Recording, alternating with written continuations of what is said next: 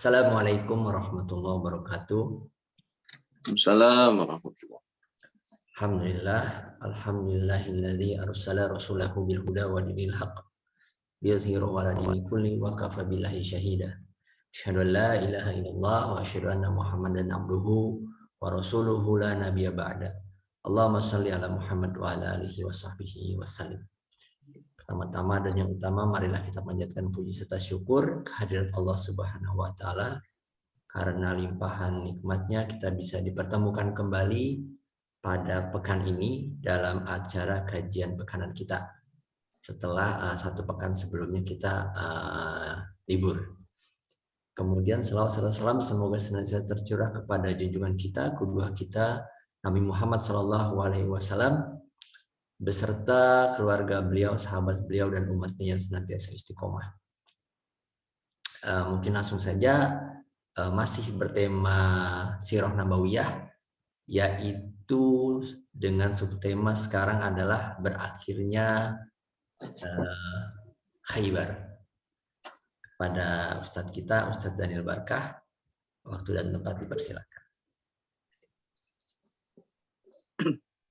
Assalamualaikum warahmatullahi wabarakatuh. Alhamdulillah wassalatu wassalamu ala Rasulillah. Asyhadu an la ilaha illallah wahdahu la syarikalah wa asyhadu anna Muhammadan abduhu wa rasuluh alladzi la nabiyya ba'dah amma ba'd. Hadirin ikhwati man rahimakumullah, alhamdulillah dengan izin Allah kembali bermuajahah. Kita melanjutkan pembahasan Sirah Nabawiyah dengan harapan mudah-mudahan ini menambah informasi, menambah keyakinan, dan mudah-mudahan mendapatkan syafaat fi yaumil akhir nanti.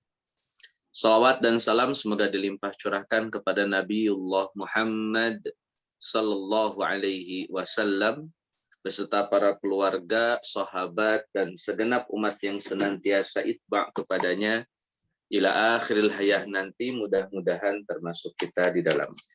Amin. Hadirin khawatiman rahimakumullah, tentang Khaybar ini kita sampai pada titik akhirnya, di mana Nabi Shallallahu Alaihi Wasallam telah memenangkan pertarungan, telah memenangkan peperangan. Tentu banyak kontribusi para sahabat di dalamnya, juga banyak pertolongan Allah Azza wa Jalla yang Allah berikan kepada Nabi Muhammad dan juga kaum muslimin. Beberapa tokoh sahabat kemudian menjadi hero, ya pahlawan. Tentunya semua sahabat pahlawan, cuman ada beberapa yang kemudian mendapatkan kekhususan lah sebagai pahlawan. Di antaranya ada Ali bin Abi Thalib, ada sahabat Abu Bakar radhiyallahu anhu. Terlebih lagi Ali bin Abi Thalib disebut oleh Nabi Shallallahu Alaihi Wasallam sebagai pemuda yang mencintai Allah dan Rasulnya, dan di waktu yang sama Allah dan Rasulnya mencintai pemuda tersebut, dalam kurung Ali bin Abi Thalib radhiyallahu anhu. Dan saya rasa berbicara tentang sosok Ali, berbicara tentang sosok Ahlul Bait, tidak pernah menjadi perkara yang tabu di dalam konsep Ahlus Sunnah wal Jamaah. Bahkan Ahlus Sunnah wal Jamaah dengan sangat gamblang, dengan sangat jelas mewajibkan mencintai Ahlul Bait Nabi Sallallahu Alaihi Wasallam.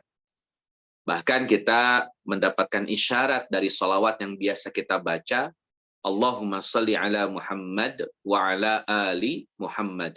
Semoga sholawat untuk Nabi Muhammad dan juga untuk keluarganya Nabi Muhammad. Dan keluarga Nabi Muhammad bermakna Ahlul Bait. Termasuk di dalamnya adalah Ali bin Abi Thalib radhiyallahu anhu. Jadi mencintai Ahlul Bait, kemudian memuji Ahlul Bait, mengagumi Ahlul Bait, tentu sah-sah saja. Bahkan mencintai Ahlul Bait merupakan kewajiban bagi setiap muslim, terutama mereka yang meyakini konsep Ahlus Sunnah wal Jamaah. Tanpa harus menjadi seorang Syiah. Jadi kita mencintai Ahlul Bait Nabi tanpa Syiah, tanpa harus menjadi Syiah. Nah, hadirin ikhwati rahimakumullah, kemudian Nabi Shallallahu Alaihi Wasallam setelah memenangkan pertarungan, memenangkan peperangan, maka sebagaimana umumnya Nabi Allah Muhammad membagikan hasil ghanimah. Di antara ghanimah yang dibagikan, yang pertama adalah makanan.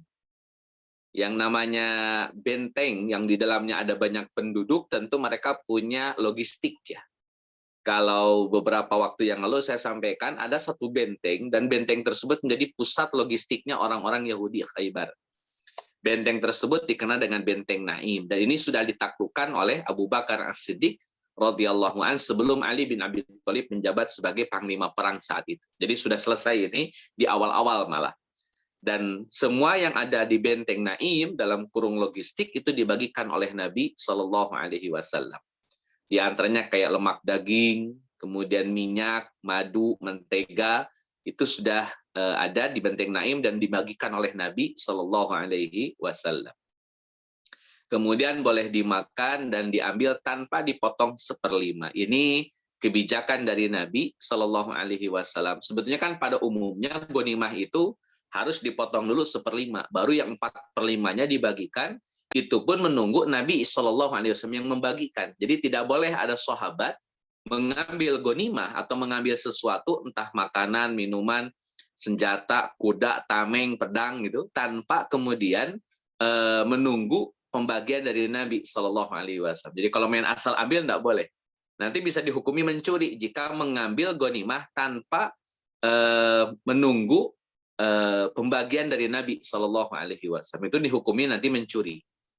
Makanya banyak nanti dalam konteks perang Khaybar ini beberapa dalam tanda petik ya sahabat saat itu yang kemudian mengambil beberapa ghanimah tanpa seizin Nabi dan tanpa menunggu pembagian dari Nabi Shallallahu Alaihi Wasallam.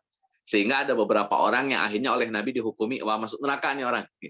Kenapa? Karena mengambil ghanimah sebelum waktunya tanpa seizin Nabi sebelum pembagian dari Nabi Shallallahu Alaihi Wasallam. Jadi ini bicara ghanimah tidak hanya bicara harta ya teman-teman, tetapi lebih kepada bicara ketaatan. Bicara ketaatan. Jadi bukan pada aspek objek yang diberikan oleh Nabi saat pembagian ghanimah, tapi lebih kepada nilai ketaatan. Siapakah yang taat, yang loyal kepada Nabi melalui ghanimah? Misalkan nanti ada orang yang oleh Nabi Shallallahu Alaihi Wasallam diberikan ghanimah, ada orang yang tidak diberikan ghanimah, itu menjadi otoritas Nabi Shallallahu Alaihi Wasallam. Dan kemudian kaum muslimin harus taat terhadap putusan tersebut. Misalkan nanti kita akan belajar banyak dari perang Hunain ya teman-teman. Dalam perang Hunain itu Nabi Shallallahu Alaihi Wasallam tidak memberikan ghanimah kepada orang Ansor. Sama sekali orang Ansor tidak ada yang mendapatkan ghanimah. Orang Ansor. Hanya orang-orang yang baru masuk Islam dari penduduk Mekah. Jadi orang-orang yang baru masuk Islam kayak Abu Sufyan, kemudian Abi Quhafah dan yang lainnya itu mereka yang mendapatkan ghanimah. Orang-orang Ansor dari kota Madinah tidak mendapatkan ghanimah sama sekali, Sehingga ini kan jadi apa ya namanya sedikit konflik lah ya antara Nabi dengan orang-orang atau sahabat Ansor. Sampai harus Nabi klarifikasi. Nah makanya saya lebih tegaskan bahwa ghanimah itu tidak hanya bicara pada objek yang dibagikan, tapi lebih kepada ketaatan. Hikmah ghanimah adalah taat. Orang dengan pembagian ghanimah dari Nabi, taat tidak, nerima tidak, legowo tidak, nerimo tidak. Dan itu sangat terbaca jelas ketika perang Hunain, karena ada para sahabat yang kemudian merasa tidak nyaman dengan cara pembagian Nabi Shallallahu Alaihi Wasallam. Walaupun pada akhirnya peristiwa ini malah membuat mengharu biru lah antara Nabi dengan orang-orang Ansor. Tapi tentu dibahas pada perang Hunain ya, ini tidak dibahas sekarang. Tapi penekanannya saya sampaikan di awal bahwa betapa ghanimah ini menuntut ketaatan kepada putusan Nabi Shallallahu Alaihi Wasallam. Maka nanti lemak daging, minyak, madu, mentega itu oleh Nabi Shallallahu Alaihi Wasallam tanpa dipotong 1/5 Nabi bagikan kepada kaum muslimin sesuai dengan putusan Nabi, sesuai dengan mungkin kontribusi ya para sahabat terhadap perang Khaybar ini dibagikan oleh Nabi. Boleh dimakan tanpa harus dipotong dulu 1/5. Hadirin ikhwati rahimakumullah, kemudian pakaian, perabotan dan ternak. Ya umum ya ini harta benda zaman dulu ya, nggak jauh-jauh dari ternak. Perabotan ya kayak piring, kayak apa namanya gelas, kemudian tempat tidur. Itu bagian dari perabotan yang ada saat itu, terutama lagi pakaian. Dan saya kembali tegaskan, pakaian di zaman itu sangat mahal, karena pakaian termasuk barang impor yang tidak bisa dibuat oleh orang Mekah ataupun orang Madinah. Sehingga harus beli. Belinya kalau nggak ke Syam, ya ke Yaman. Sehingga ya jatuhnya jadi barang impor. Yang namanya barang impor itu kan mahal di ongkos, ya, mahal di ongkos atau proses pengiriman. Itu tentu yang membuat harga kain atau harga pakaian menjadi sangat mahal. Ada banyak data saya rasa yang menunjukkan betapa mahalnya pakaian di zaman Nabi Shallallahu Alaihi Wasallam. Misalkan teman-teman nanti ketika kita masuk ke dalam perang Tabuk, kita akan berkisah tentang sosok Ka'ab bin Malik radhiyallahu an. Ka'ab bin Malik di antara yang memberikan contoh, memberikan gambaran betapa mahalnya pakaian saat itu dan jarangnya orang punya pakaian. Termasuk Ka'ab bin Malik hanya punya satu potong pakaian. Itu dijelaskan ketika perang Tabuk dan terjadinya penolakan dalam tanda petik ya, atau keengganan lah dalam tanda petik Ka'ab bin Malik untuk ikut perang. Itu dalam perang Tabuk. Termasuk juga di era Khalifah Umar bin Khattab, ketika Umar bin Khattab sidak ke negeri Homs atau daerah Homs, kota Homs, itu gubernurnya Sa'id bin Amir al-Jumahi juga hanya punya baju satu potong saja. Itu pun dijelaskan dalam kisah Umar bin Khattab ketika sidak ke negeri Homs. Ini membuktikan bahwa pakaian memang sangat mahal saat itu dan jarang orang punya pakaian. Ini perlu menjadi penegasan karena berimplikasi pada kaidah hukum berikut. Wallahu a'lam bishawab. Kemudian tawanan juga dibagikan sebagaimana pakaian, perabotan dan ternak. Dan dalam kasus perang Khaybar, para wanita jadi tawanan, para anak-anak juga jadi tawanan, dan mereka notabene dijadikan sebagai hamba sahaya oleh kaum muslimin atau oleh Nabi Shallallahu Alaihi Wasallam. Nanti diantaranya kan ada Sofia binti Huyai bin Akhtab, itu ditangkap dalam kondisi sebagai hamba sahaya, tapi kemudian nanti dimerdekakan setelah ketemu dengan Nabi, akhirnya dimerdekakan oleh Nabi Shallallahu Alaihi Wasallam. Ini pun dibagikan. Jadi hamba sahaya adalah ghanimah yang juga harus dibagikan. Kemudian suhuf milik Yahudi, lebih tepatnya mungkin seperti Taurat ya. Kenapa dibilang seperti Taurat? Karena kita harus sepakati betul bahwa Taurat di zaman Nabi Muhammad Shallallahu Alaihi Wasallam adalah Taurat yang sudah mengalami banyak penyimpangan di dalam. Bicara persentase penyimpangannya ya wallahu alam, tidak ada data yang cukup valid tentang berapa persen sih kesesatan atau penyimpangan Taurat di zaman Nabi Shallallahu Alaihi Wasallam dan perbandingannya dengan zaman hari ini. Itu memang tidak ada data yang valid yang jelas, sudah ada banyak penyimpangan di dalamnya. Walaupun beberapa informasinya masih ada dan masih original. Termasuk teman-teman semua informasi tentang kenabian Muhammad Sallallahu Alaihi Wasallam itu masih ada saat Nabi Muhammad lahir, saat Nabi Muhammad diangkat jadi Rasul. Isi Taurat tentang redaksi Nabi Muhammad sebagai Nabi terakhir dan akan menjadi Nabi seluruh umat manusia itu sudah ada di dalam Taurat dan Injil. Makanya dalam surat Al-Baqarah 146 dijelaskan bahwa orang-orang Yahudi ya'rifunahu kama ya'rifuna abna'ahum, mereka mengenali sosok Nabi Muhammad Shallallahu Alaihi Wasallam seperti mereka mengenali ciri-ciri anak-anak mereka sendiri. Artinya dalam Taurat saat itu tetap sudah ada yang namanya nama Muhammad sebagai Nabi akhir zaman. Nah setelah itu apakah ada perubahan lagi, ada penyimpangan lagi? Wallahu alam. Ini nanti kalau mungkin dibikin kajian ya. Cuma saya juga belum punya banyak data itu tentang sejarah distorsi kitab Taurat dan Injil. Tapi ini datanya sangat terbatas sekali karena memang harus berhubungan dengan manuskrip nantinya ya, sebagai perbandingan. Tapi ala kulli hal di zaman Nabi Muhammad Shallallahu Alaihi Wasallam kemungkinan besar Taurat masih berbicara tentang sosok Nabi Muhammad Shallallahu Alaihi Wasallam karena orang-orang Yahudi punya informasi yang sangat detail tentang Nabi Muhammad Shallallahu Alaihi Wasallam saat itu. Nah kaitannya dengan hari ini seperti apa ya tentu itu memberikan banyak pandangan lain ya, saya rasa terkait dengan Yahudi atau Nasrani yang sekarang. Nah teman-teman semuanya Allah muliakan, saat penaklukan Khaybar Nabi Shallallahu Alaihi Wasallam mendapati di antara ghanimahnya adalah suhuf-suhuf milik Yahudi dalam kurung mirip Taurat atau juga mirip Injil ya. Taurat atau Injil, semi Taurat semi Injil karena tadi sudah mengalami distorsi. Itu kemudian diambil oleh Nabi Shallallahu Alaihi Wasallam dan tidak dibagikan kepada para sahabat karena itu memang kitab sucinya punya orang lain. Gitu. Kalau dikasih kepada sahabat juga percuma kan begitu. Nah, hadirin ikhwati rahimakumullah, akhirnya Nabi mengembalikan Taurat tersebut kepada orang-orang Yahudi tanpa dirusak, tanpa dibakar atau dirusak, dibakar, dibuang, tetap dikembalikan kepada orang-orang Yahudi. Dan ini sikap yang dilakukan oleh Nabi Shallallahu Alaihi Wasallam adalah sikap paling bijaksana dalam konteks toleransi di dalam agama. Jadi orang yang punya toleransi dalam agama tidak mesti melacurkan akidah dan keyakinan. Orang yang punya jiwa toleransi dalam masalah agama tetap menghormati keyakinan orang lain, tetap menghormati kitab suci orang lain, tetap menghormati rumah ibadah orang lain. Menghormati itu tidak harus kemudian berkontribusi secara aktif. Misalkan karena kita toleransi agama, maka kita sodakoh ke gereja, itu zakat ke wihara. Ya tidak mesti. Kenapa? Karena menghormati itu tidak harus kemudian berkontribusi. Hormati ya hormati saja, bahwa ada gereja di tengah-tengah kita, ya monggo, kitab suci mereka Injil dan juga Taurat, ya silahkan. Mereka mengkhotbahkan itu di gereja-gereja mereka, ya silahkan. Dan kita tetap menjaga hak mereka, sebagaimana mereka pun harus menjaga hak kita sebagai muslim. Saya rasa itulah yang dimaksud oleh Al-Quran, lakum dinukum waliyadin, bagi mereka agama mereka, bagi kita ya agama kita. Nah, teman-teman semua yang Allah muliakan, itulah mana toleransi ya. Jadi bukan harus melacurkan akidah atau keyakinan yang akhirnya malah jadi bias gitu. Ini toleransi atau apa?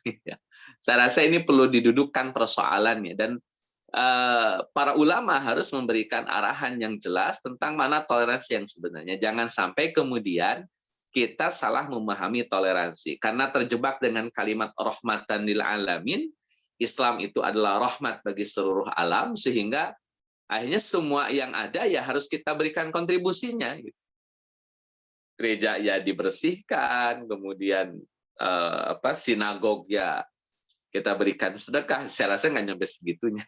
Nah, ini perlu para ulama saya rasa menjelaskan tentang betapa pentingnya kita menghormati tanpa harus melacurkan diri terhadap akidah atau keyakinan orang lain. Saya rasa rumus Quran sudah sangat jelas, lakum dinukum waliyadin. Bagi mereka agama mereka, bagi kita yuk agama kita.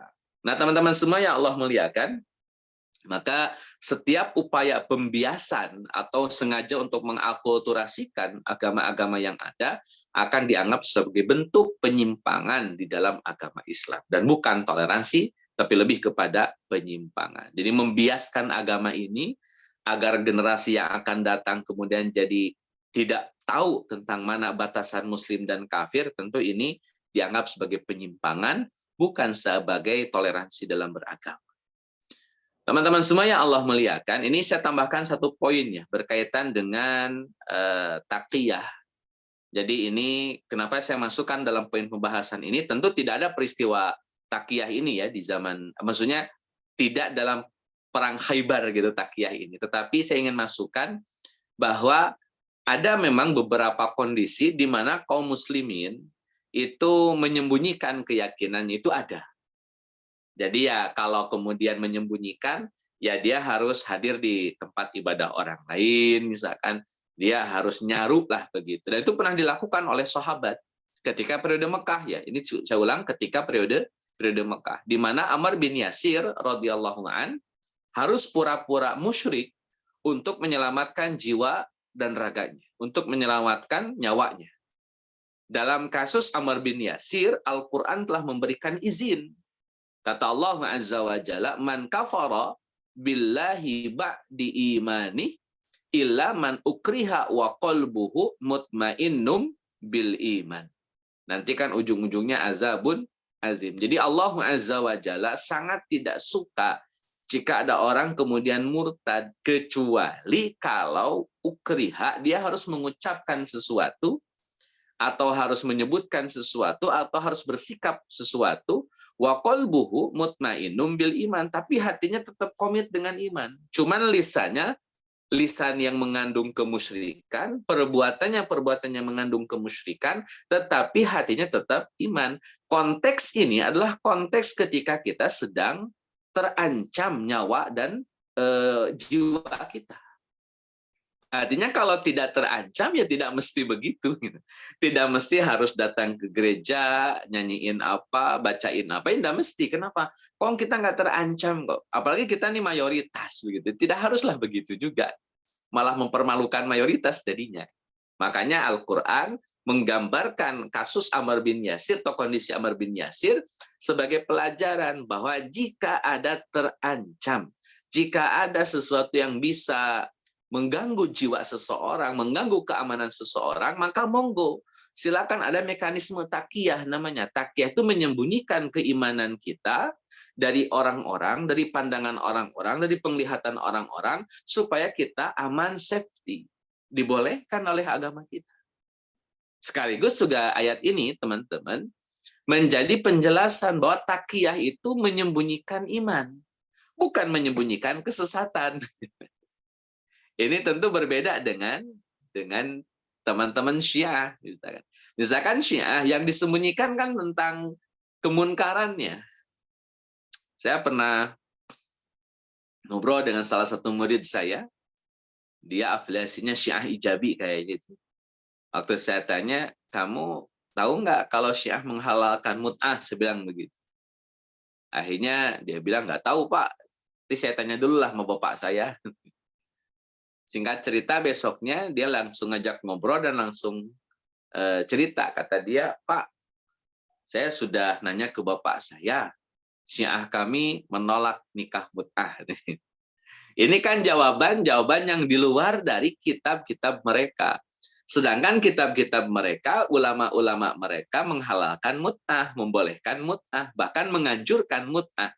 Tidak sedikit malah mewajibkan mut'ah. Secara fatwa baik kitab maupun masyayikh ulama-ulama Syiah. Terus yang dilakukan oleh bapak anak ini lebih kepada takiyah. Kenapa? Karena dia menyembunyikan kekufurannya, menyembunyikan kemunkarannya, dan melapisi dengan seolah-olah nilai-nilai Islam. Nah, itu takiyah yang salah kaprah. Takiyah itu bukan menyembunyikan kesesatan. Takiyah itu menyembunyikan iman. Saat kita terancam, kalau kita menyatakan keislaman kita, menyatakan keimanan kita, itu akan mengganggu jiwa kita. Makanya kan dalam konteks para ulama, iman itu kan tetap di 3 item. Yang pertama, tasdikun bil qalbi, membenarkan di dalam hati, iqrarun bil lisani, mengucapkan dengan lisan, wa amalun bil arkan, dan mengamalkan dengan perbuatan. Jadi tetap harus ada ikrarnya. Nah, ketika ikrar ini malah nanti bermasalah, akan mengundang kecelakaan bagi kita atau masalah bagi kita, maka kita boleh menyembunyikan itu. Tapi sekali lagi dalam kondisi yang terancam. Saya rasa di Indonesia nggak ada kondisi yang mengancam. Indonesia kan mayoritas malah aman-aman saja. Tapi di kondisi-kondisi tertentu, negara-negara tertentu barangkali kita mungkin harus takiyah. Mungkin dalam kondisi yang tertentu, dan itu tentu yang merugikan kita atau memudaratkan kita. Kalau kita mendeklar keislaman atau keimanan kita. Jadi ini poin penting teman-teman, jangan sampai kita malah seolah-olah kayak sedang terancam gitu. Kita punya iman, kita simpan iman kita, terus kita sok-sokan toleransi sama orang lain. Saya khawatir malah salah kaprah dalam memahami rahmatan lil alamin dan salah kaprah dalam menyembunyikan iman. Allah. Teman-teman semua yang Allah muliakan, masing-masing berpijak pada keyakinan dan ritual agamanya ya masing-masing. Kita saling menghormati iya, saling menghargai iya, tapi tidak saling untuk mengakulturasikan keyakinan agama kita dengan yang lain. Wallahu a'lam bishawab. Baik teman-teman semua yang Allah muliakan, melanjutkan ghanimah Khaybar. Di antara ghanimah yang paling banyak, paling besar dimiliki oleh kaum muslimin dari Khaybar adalah kebun-kebun kurma Yahudi Khaybar. Perlu saya ceritakan kembali teman-teman, orang Yahudi itu memang pakar di dalam membuat alat pertanian. Mereka tidak hanya pakar membuat alat pertanian, tapi mereka juga jago bertani.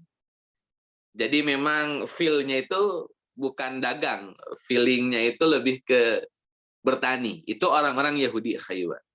Maka mereka buat alat-alat perkakas pertanian dan mereka mampu menggunakan itu dengan sebaik mungkin, seefektif mungkin. Sehingga hasil panen kurma Yahudi Khaybar selalu yang terbaik dan terbagus. Itu Khaybar. Yang kedua, teman-teman semua yang Allah muliakan, Orang-orang Yahudi Khaybar selain jago di dalam bertani, yang kedua mereka juga jago di dalam membuat perhiasan. Ini sebagaimana pernah saya sampaikan, jago juga membuat senjata atau alat peperang, alat berperang. Itu juga jago ya orang-orang Yahudi. Tapi kita fokus pada kemampuan orang Yahudi dalam bertani. Dan ini menjadi hujah yang diterima oleh Nabi Shallallahu Alaihi Wasallam, diakui oleh Nabi Shallallahu Alaihi Wasallam. Jadi ketika kebun kurma ini dibagikan oleh Nabi kepada kaum muslimin, orang-orang Yahudi mengajukan opsi. Orang-orang Yahudi mengajukan opsi. Kata orang-orang Yahudi karena sudah dimaafkan oleh Nabi, jadi mereka nasibnya nggak sama kayak Quraidah gitu. Nggak sama dengan Qainuqa yang diusir, tidak sama dengan Bani Nadir yang diusir, Khaybar tidak sampai diusir. Mereka mengajukan sebuah opsi yang Nabi tidak bisa menolaknya. Karena itu memang fakta. Kata orang-orang Yahudi Khaybar, Rasul kan tahu kami ini orang yang paling jago merawat tanaman, paling jago berkebun, paling jago bertani. Dan hasil pertanian kami, perkebunan kami selalu hasilnya paling bagus di antara orang-orang Madinah. Tanah kami, kebun kami, milik kaum muslimin. Itu iya, kata orang-orang Yahudi. Tapi kalau Rasul berkenan, biarkan kami yang mengelolanya. Biarkan kami yang mengelolanya, karena tidak ada orang selain kami yang paling paham bagaimana mengelola perkebunan kurma. Kata orang-orang Yahudi. Nah, teman-teman semua yang Allah muliakan, Nabiullah Muhammad menerima hujah ini, menerima argumentasi ini. Memang betul bahwa orang Yahudi paling jago ngurusin perkebunan dan pertanian. Akhirnya Nabi oke, siap kalau begitu. Deal. Dengan catatan, kata Nabi SAW, pertama, bahwa kebun ini milik kaum muslimin. Deal, sepakat. Yang kedua, kaum muslimin sebagai pemilik kebun, kemudian memudorobahkan itu. Memberikan mudorobah, ada bisnis mudorobah atau akad mudorobah, di mana kaum muslimin sebagai pemilik harta, orang Yahudi sebagai pengelola harta. Itu yang kedua. Kata Yahudi, oke deal, kami kelola milik tanah, milik tetap kaum muslimin. Yang ketiga, kaum muslimin tidak akan memberikan modal untuk panen kurma, untuk perawatan kurma, untuk maintenance kurma. Nggak ada modal. Tapi nanti keuntungan dari kebun kurma ini dibagi dua. Setengah bagi kaum muslimin, setengahnya lagi bagi orang-orang Yahudi. Itu pun deal, sepakat. Kemudian Nabi SAW setelah menyepakati itu, Nabi menegaskan di ujung kesepakatan Nabi antara Nabi dengan Yahudi, kata Nabi, kapanpun kaum muslimin ingin mengambil seluruh kebun ini sekaligus pengelolaannya, jadi tidak diserahkan lagi pengelolaannya kepada Yahudi, tapi kaum muslimin yang kelola sendiri. Ya mungkin nanti kan belajar kepada Yahudi ini bagaimana merawat kebun, bagaimana merawat kurma, sehingga belajar bisalah mengelola sendiri. Kata Nabi, kalau kami menghendaki kebun ini milik kami plus kami juga yang mengelola, dan kalian tidak boleh lagi mengelola, maka kalian tidak boleh protes, tidak boleh mengajukan banding. Bahkan termasuk kata Nabi SAW, andai kami usir kalian, maka kalian tidak boleh menolak. Karena otoritas mengusir atau tidak mengusir adalah otoritas kaum muslimin. Kalau kaum muslimin menghendaki kalian pergi, pergi. Ini perlu Nabi sampaikan, teman-teman, supaya orang-orang Yahudi tidak menganggap remeh perjanjian ini. Kalau memang mereka punya ketergantungan dengan kebun kurma, maka mereka harus berpikir jernih, berpikir rasional. Di mana mereka jangan bikin ulah dengan orang-orang Islam.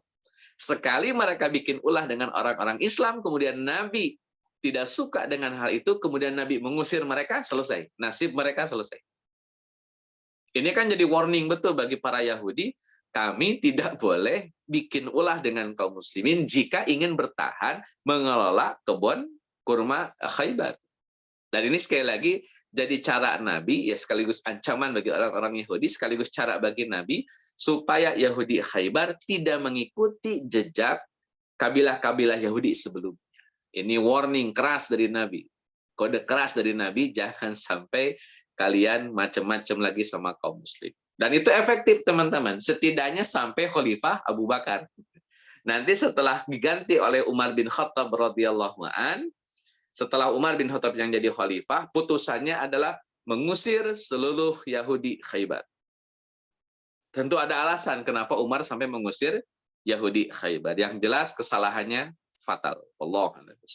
Baik teman-teman semua yang Allah muliakan, karena sudah disepakati segala sesuatunya, maka Nabi Shallallahu Alaihi Wasallam kalau sudah panen kurma, Nabi akan mengutus Abdullah bin Rawahah. Abdullah bin Rawahah ini sahabat Ansor, sahabatnya Nabi Shallallahu Alaihi Wasallam, nanti wafat pada perang Mu'tah. Abdullah bin Rawahah bertugas untuk menakar hasil panen. Jadi ini apa namanya, kayak tim apa ya, tim asesor atau tim supervisi, di mana Abdullah bin Rawahah harus betul-betul mendapatkan data yang valid, hasil panen berapa, supaya tidak membuka celah spekulasi orang-orang Yahudi. Tetap Nabi punya kewaspadaan ya, Nabi punya kewaspadaan, Nabi selalu punya kewaspadaan dan selalu punya solusi untuk menghilangkan keraguan atau kecemasan Nabi Shallallahu Alaihi Wasallam. Di antaranya tadi, ketika Nabi Shallallahu Alaihi Wasallam sudah tahu hasil panen sebentar lagi, dan Nabi khawatir ini ada celah spekulasi, maka Nabi mengirimkan Abdullah bin Rawahah untuk ngecek, mensupervisi bagaimana perkembangan hasil panen. Sampai pada waktunya nanti Abdullah bin Rawahah yang menghitung total panen berapa, kalau dibagi dua masing-masing berapa. Ini juga pelajaran penting teman-teman semua. Rata-rata mudharabah atau parawan itu selalu menyisakan masalah. Misalkan saya cerita sedikit, bapak saya ini parawan kemarin itu parawan kambing. Jadi bapak saya beli kambing beberapa ekor begitu, kemudian dititipkan pengurusannya ke seseorang lah begitu di daerah Cipanas. Tadinya sih biar ada istilahnya itu, kalau orang Sunda cocokan. Jadi ini buat kayak iseng-iseng aja lah bapak saya, kalau pengen refreshing mungkin lihat dombanya, ngasih makan dombanya gitu. Tapi ini masalahnya, ketika tidak ada supervisi maintenance secara berkala, akhirnya menimbulkan spekulasi. Seiring berjalannya waktu, ya ceritanya panjang lebar nih, kambingnya mati, kemudian kena penyakit apa, butuh obat ini, butuh obat itu, silakan ditransfer dan segala macam, akhirnya jadi madorot. Kenapa? Karena tidak menutup celah spekulasi tadi. Sedangkan Nabi Shallallahu Alaihi Wasallam tidak sampai kecolongan. Makanya Nabi membuatkan mekanisme supervisi. Ada tim yang kemudian Nabi siapkan untuk mengawal sejauh mana proses perkembangan kurma di Khaybar. Dan itu efektif. Kenapa efektif? Karena Abdullah bin Rawahah dengan amanahnya, beliau betul-betul menyampaikan data valid kepada Nabi Shallallahu Alaihi Wasallam.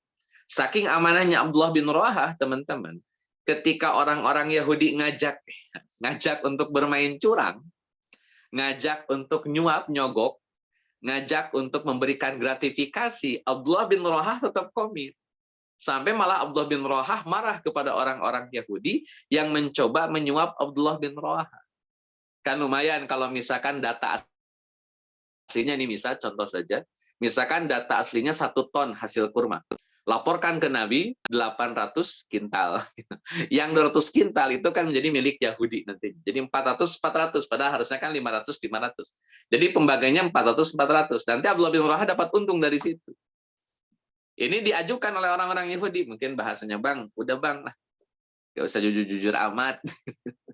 Kita coba main curang dikit. Gitu. Nah teman-teman semuanya Allah muliakan, itu Abdullah bin Rawahah marah dengan sikap begitu. Ajakan orang-orang Yahudi dijawab oleh Abdullah bin Rawahah. Kata Abdullah bin Rawahah, wahai musuh Allah, wahai musuh-musuh Allah, kalian ingin memberiku makanan haram? Demi Allah, aku datang dari sisi makhluk yang paling aku cintai, dan kalian adalah makhluk yang paling aku benci karena keserupaan kalian dengan kera dan babi. Wah, ini jawabannya malah nampar ya. nampar orang-orang Yahudi. Kata Abdullah bin Rawah, wah dianggap remeh mas saya. Saya ini berangkat dari orang yang paling saya cintai, Nabi Muhammad Shallallahu Alaihi Wasallam. Kalau urusan mau, saya nggak mau ke sini sebetulnya. Kenapa? Karena kalian kaum yang paling saya benci, karena kalian ini mirip kera dan babi. Dan itu disampaikan oleh Abdullah bin Rawah kepada orang-orang Yahudi. Jadi Nabi sangat waspada betul dengan kelakuan orang-orang Yahudi. Artinya Nabi tetap menyiapkan satu mekanisme supaya Yahudi tidak berbuat curang, supaya Yahudi tidak licik, supaya Yahudi tidak keluar dari kesepakatan. Walaupun ya sekali lagi orang Yahudi memang biasa yanquduna ahdallah, memutuskan atau memudarkan perjanjian mereka dengan Allah. Dengan Allah saja berani bubar, berani membantah, berani menyalahi, apalagi dengan selain Allah Azza wa Jalla. Nah, teman-teman semuanya Allah muliakan, itulah di antara bisnis antara Nabi Shallallahu Alaihi Wasallam dengan orang-orang Yahudi dalam rangka pembagian ghanimah Khaibar. Jadi pembagian ghanimah Khaibar ada usulan untuk dikelola oleh orang Yahudi, Nabi iakan, Nabi bikin perangkat mekanisme supervisinya untuk menghindarkan spekulasi, menghindarkan kecurangan-kecurangan di dalam proses mudhakabahnya. Dan saya rasa ini jadi pelajaran penting. Kalau ingin investasi, pastikan investasi itu dikawal. Jangan sampai kasih putus saja komunikasi. Itu bahaya, sangat berbahaya. Banyak kasus yang kemudian terjadi setelah ngasih uang investasi, nggak selang lama putus komunikasi, ngilang atau kemana, itu sering terjadi. Jadi ini Nabi saja harus waspada. Kenapa kita tidak waspada? Baik teman-teman semua yang Allah muliakan, itu satu kisah tentang pembagian ghanimah dalam kurung kebun kurma Khaibar. Berikutnya adalah pernikahan Nabi dengan Sofiyah. Sofiyah binti Huyai bin Akhtal. Teman-teman semua yang Allah muliakan, Sofiyah ini sebelum menikah dengan Nabi Shallallahu Alaihi Wasallam itu sudah janda 2 kali. Pertama, beliau menikah dengan Salam bin Abi Huqaiq. Ini kan nanti mati dalam Bani Quraidah. Ini diantara yang dieksekusi oleh Nabi Shallallahu Alaihi Wasallam pasca Bani Quraidah. Kemudian setelah jadi janda, nikah lagi dengan Kinanah binti Abi Huqaiq. Kemungkinan besar adik daripada Salam bin Abi Huqaiq. Jadi turun ranjang ya kalau dalam bahasa kita. Nah, teman-teman semua yang Allah muliakan, beliau nanti dinikahi oleh Nabi Shallallahu Alaihi Wasallam itu di usia 17 tahun. Setelah jadi janda, dinikahi oleh Nabi di usia 17 tahun. Jadi sangat muda sekali. Ini menjadi dalil lagi sekali lagi bahwa pernikahan wanita-wanita di zaman Nabi itu rata-rata kisaran di angka 9 tahun ke atas. Minim-minim itu 9 tahun. Wanita dinikahkan kepada laki-laki di zaman Nabi Shallallahu Alaihi Wasallam. Jadi bukan pernikahan di bawah umur, karena undang-undang saat itu 9 tahun sudah cukup umur, bukan di bawah umur. Kalau sekarang mungkin di bawah umur dengan undang-undang kita hari ini. Tapi zaman dulu itu sudah cukup umur, sudah pas usia 9 tahun ke atas. Sofiyah ini merupakan keturunan dari Nabi Harun alaihi salam. Jadi keturunan dari dari Huyai bin Akhtab, kalau ditarik garis ke atas itu nyampe ke Nabi Harun alaihi salam, saudara dari Nabi saudara dari Nabi Musa alaihi salam. Ditambahkan poinnya teman-teman, Bani Israel itu kan ada 12 suku, di antaranya adalah suku Levi. Nah, Harun ini dan Nabi Musa alaihi salam bukan dari terah Yahudi sebetulnya, tapi dari suku Levi atau suku Lewi.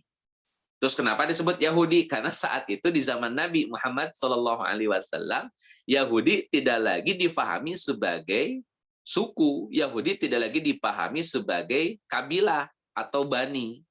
Tapi Yahudi di era Nabi Muhammad Shallallahu Alaihi Wasallam sudah diyakini sebagai entitas agama, bukan sebatas kelompok atau genetik yang dinisbatkan kepada sosok Yehuda, bukan.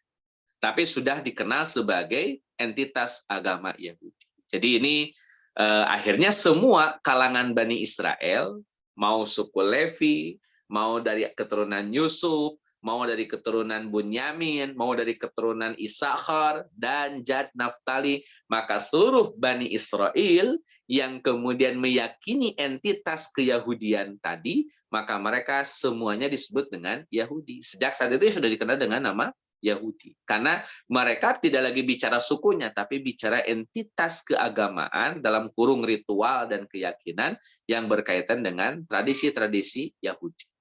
Sehingga Huyai bin Akhtab seharusnya tidak disebut Yahudi, hanya sekedar Bani Israel saja karena dia turunan Levi, tapi karena saat itu sudah dipahami entitas agama, maka Bani Israel dari klan manapun tetap disebut Yahudi, termasuk Huyai bin Akhtab, termasuk Sofiyah binti Huyai bin Akhtab, sehingga akhirnya Sofiyah pun disebut Yahudi, bukan Levi. Wallahu a'lam.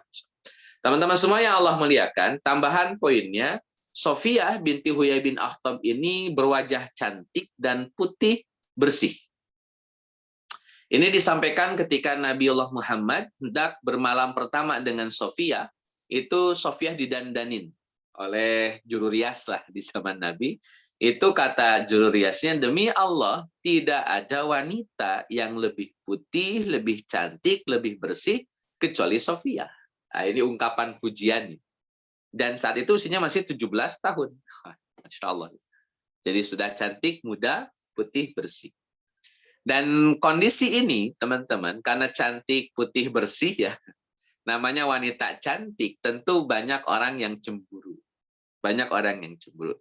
Tak terkecuali para istri Nabi Shallallahu Alaihi Wasallam pun sangat cemburu kepada Sofiyah, terutama Aisyah dan Hafsah. Ini sangat sekali kentara menunjukkan kecemburuannya di hadapan Sofiyah binti Huyai bin Akhtab. Ini resiko kalau isinya lebih dari satu, ada kecemburuan di antara mereka. Ya kalau satu doang juga tetap ada cemburu ya. Cuman mungkin tidak di antara mereka. Nah, jadi ikhwati rahimakumullah, Nabi Shallallahu Alaihi Wasallam harus menghadapi 8 istrinya Nabi yang kemudian mereka menunjukkan rasa cemburu kepada Sofiyah. Dan nanti luar biasanya Nabiullah Muhammad Shallallahu Alaihi Wasallam menjadikan momen itu sebagai momen di mana Nabi menunjukkan, menampilkan sisi romantismenya kepada Sofiyah. Jadi Masya Allah. Jadi Nabi tetap mengambil best moment.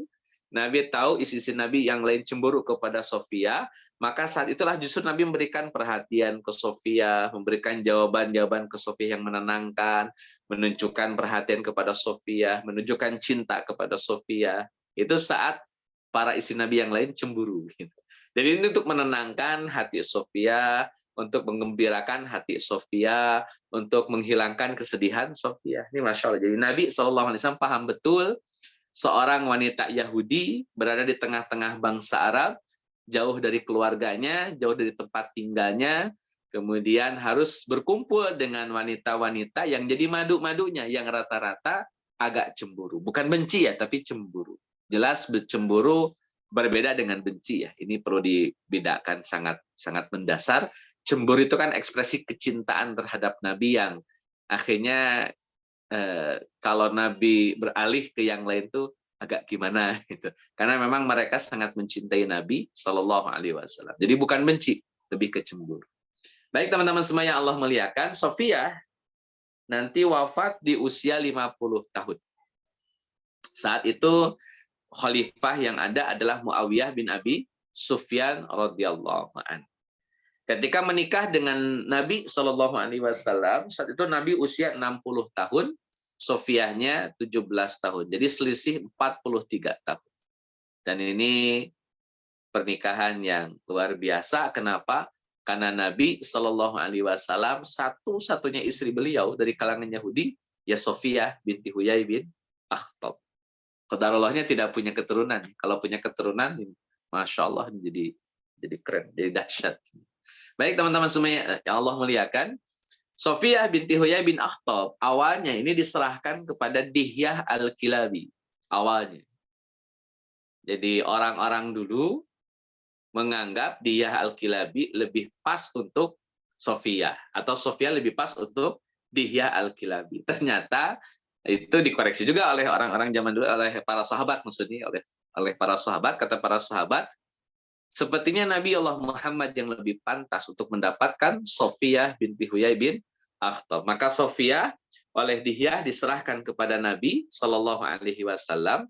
Kemudian jalanlah Sofiyah dikawal oleh beberapa orang bersama saudarinya Sofiyah. Tidak dijelaskan siapa saudarinya, tapi ada perbedaan yang sangat mencolok antara Sofiyah dengan saudarinya. Sofiyah ketika dikawal untuk menemui Nabi Shallallahu Alaihi Wasallam di kemahnya, itu melewati banyak jenazah orang-orang Yahudi, melewati banyak mayat orang-orang Yahudi. Sofiyah tidak sedih, tidak bergeming, biasa saja.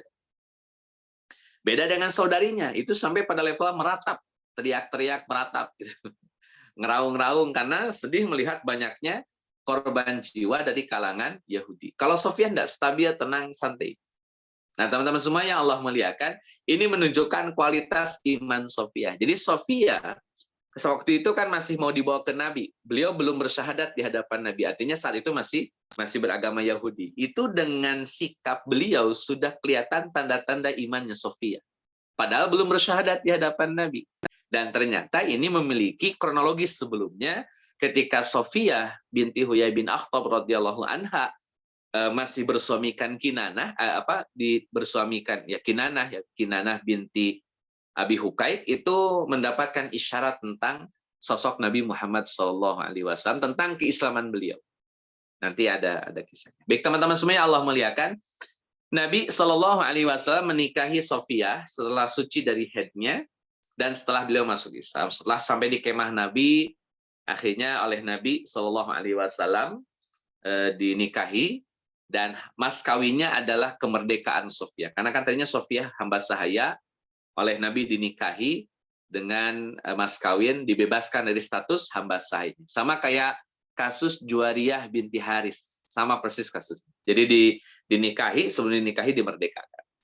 Teman-teman semuanya Allah muliakan, Nabiullah Muhammad SAW akhirnya membawa Sofiyah ke kota Madinah. Baru sekitar 6 mil dari Khaybar. 6 mil itu kalau 1 mil itu 1,5 kilometer. Kali 6, 6 kali 5, 30, 6 kali 1, 6, 90-an lah. 90 kilometer. Berarti lumayan jauh ya. Itu apa namanya, sejarah apa ya? Dari sini mungkin ke daerah mana, Tasik atau Garut, Allahu a'lam. Pokoknya 6 mil. 1 mil itu kalau tidak salah 1,5 kilogram. 1,5 kilometer. Berarti bukan 90 ya. 96 kali 1,5 30 ya 9 kilometer, kurang lebih 9 kilometer. Jadi masih dekat dengan Khaybar. Teman-teman semuanya Allah muliakan, saat Nabi baru 6 mil dari Khaybar, Nabi Shallallahu Alaihi Wasallam menginginkan Sofiyah, dalam arti sebagai seorang suami menginginkan istrinya. Tapi ternyata Sofiyah menolak. Jadi Nabi Shallallahu Alaihi Wasallam ditolak oleh Sofiyah ketika Nabi menginginkan Sofiyah. Dan ini membuat Nabi agak sedikit terganggu. Loh kok ditolak? Gitu. Saya kan Nabi, saya suaminya. Gitu. Kok kenapa ditolak? Gitu. Nah hadirin ikhwati rahimakumullah, Nabi tidak harus emosi ya. Nabi biasa saja. Tapi Nabi bertanya-tanya, kenapa sih menolak? Walaupun Nabi tidak menampakkan ekspresi itu, tidak marah, juga tidak menyampaikan pesan-pesan atau nasihat-nasihat kepada Sofiyah. Jadi Nabi diam saja. Ya kalau namanya sudah, berarti belum waktunya atau belum saatnya. Sampailah kemudian Nabi Shallallahu Alaihi Wasallam di sebuah tempat yang bernama Sobba, atau dalam redaksi yang lain Sohba ya, Sobba atau Sohba. Di tempat ini kemudian Nabi mengajak lagi Sofiyah, dan Sofiyah akhirnya mau. Bahkan Sofiyah radhiyallahu anha didandanin tadi yang saya sampaikan di awal. Beliau didandani oleh seorang wanita, jururiyah saat itu, dan kata jururiyah Sofiyah ini, tidak ada wanita yang lebih cantik, putih bersih kecuali Sofiyah. Setelah didandani, nama pendandannya Ummu Sulaim, ibunya dari Anas bin Malik radhiyallahu anhu. Setelah didandani, kemudian diserahkan kepada Nabi Shallallahu Alaihi Wasallam. Aktivitas suami istri selesai. Kemudian Nabi bertanya, kenapa kamu menolak waktu itu? Kenapa saya ditolak? Kenapa? Kata Sofiyah radhiyallahu anha, ya Rasulullah, jarak tempat kemarin dengan Khaybar itu masih relatif dekat. Saya khawatir ada orang-orang Yahudi yang tetap menyisakan kebencian kepadamu dan itu mengganggu kita, mengganggu dirimu, atau malah bisa melukai diri. Nah, saya khawatir kalau masih dekat, kemudian kita istirahat dan ada aktivitas seperti itu, khawatir mengundang kebencian dan amarah orang-orang Yahudi Khaybar. Maka saya tidak mau menolak demi keamanan dan kebaikan kita semua ya Rasulullah. Saya nggak mungkin berani nolak, cuman ini timingnya tidak pas. Waktunya kurang pas, tempatnya pun tidak recommended saat itu. Nah, teman-teman semuanya Allah muliakan. Saya rasa ini jadi poin pentingnya dalam konteks fikih kita hari ini. Nabi SAW betul, beliau menyampaikan bahwa seorang wanita tidak boleh menolak ajakan suaminya. Bahkan dijelaskan dalam hadis Nabi, kalau suaminya tidur dalam keadaan marah, maka malaikat melaknat si istri sampai dia terbangun. Saya rasa ini jadi hadis yang cukup populer ya, bahkan jadi senjatanya para bapak ini. Saya ingin tegaskan sedikit poinnya bahwa ternyata Nabi pun ditolak. Dan Nabi tidak marah. Nabi memaafkan Sofia. Terlebih lagi penolakan tersebut memiliki alasan. Ada argumentasi yang disampaikan oleh Sofiyah binti Huyai bin Akhtab bahwa penolakan itu demi kebaikan loh. Bukan karena tidak mau, bukan karena malas untuk melayani, tapi karena memang ada alasan yang argumentatif. Entah itu demi kebaikan bersama, atau demi kebaikan suaminya, atau demi kebaikan istrinya. Konteksnya nanti berkembang. Tidak hanya kebaikan bagi kedua belah pihak, tapi bisa jadi kebaikan bagi suaminya saja, atau kebaikan bagi istrinya saja. Misal, kondisi istri sedang sakit. Tentu nggak mungkin kan kita memaksa. Karena kalau dipaksa, khawatir berdampak berat atau parah terhadap penyakitnya. Saya rasa pertimbangan rasional seperti ini tetap harus ada dalam aktivitas rumah tangga. Supaya hadis ini tidak hanya sekedar jadi senjata, gitu, tetapi bisa difahami lebih rasional, difahami lebih elegan, lebih tepat ya secara makna, sehingga kita tidak memperlakukan kezaliman atau memperlakukan bentuk kezaliman di dalam rumah tangga. Saya rasa ini jadi poin penting. Jangan sampai kemudian karena hadisnya sahih, kemudian main gimana itu. Ada mekanismenya, ada mekanismenya. Saya rasa Nabi saja mengajarkan kepada kita bahwa kalau memang ditolak ya sudah. Kenapa yang harus dipaksa begitu? Sehingga sang suami ikhlas dengan penolakan itu, barangkali ada sesuatu yang kemudian tidak bisa disampaikan oleh pasangan kita. Kalau kita berkaca kepada Nabi, Nabi ketika ditolak oleh Sofiyah pertama kali, Nabi tidak pernah bertanya, kenapa? Baru setelah Nabi sekian hari kemudian bermalam dengan Sofiyah, baru Nabi bertanya, kenapa saya dulu ditolak? Baru nanyanya berikutnya lah, selang beberapa lama kemudian. Jadi ini saya rasa pelajaran penting dari Nabi berkaitan dengan aktivitas rumah tangga. Wallahu a'lam. Baik teman-teman semua yang Allah muliakan, ketika Nabi sedang ngobrol dengan Sofiyah, bercengkrama dengan Sofiyah, Nabi mendapati ada satu luka di wajahnya Sofiyah radhiyallahu anha, membiru lukanya. Kemudian Nabi nanya, kenapa ada luka di wajahmu, hai Sofiyah? Maka jawaban Sofiyah radhiyallahu anha, jadi saya ini dulu. Ini ada dua riwayat yang saya sampaikan. Pertama, Nabi Sofiyah binti Huyai bin Akhtab itu cerita kepada ibunya tentang adanya bulan yang jatuh ke pangkuannya. Maka ibunya Sofiyah bilang, engkau mendambakan Raja Yathrib itu. Kemudian dipukul. Dalam konteks ini dipukul oleh ibunya. Yang kedua, yang mukul bukan ibunya. Cerita yang kedua atau riwayat yang kedua, yang mukul adalah Kinanah, suaminya yang kedua. Jadi ketika Sofiyah dan Kinanah sudah bermalam, kemudian saat itu Sofiyah bermimpi adanya bulan jatuh ke pangkuannya. Dan mimpi itu disampaikan kepada Kinanah. Akhirnya Kinanah marah, kemudian menampar wajah Sofiyah dan bilang kepada Sofiyah, kamu menginginkan Raja Hijaz itu jadi milikmu. Nah, ini isyarat dari Allah Azza wa Jalla bahwa Sofiyah akan mendapatkan anugerah besar dalam kehidupannya, yakni diperistri oleh Nabi Shallallahu Alaihi Wasallam. Ketika diceritakan kepada suami dan kepada ibunya, yang ada malah tamparan. Terlepas nanti suami atau ibunya yang menampar dan yang diceritakan, tapi intinya luka itu hasil dari cerita mimpi beliau kepada suami atau ibunya. Nah, teman-teman semua yang Allah muliakan, Nabi Allah Muhammad SAW betul-betul menyayangi Sofia.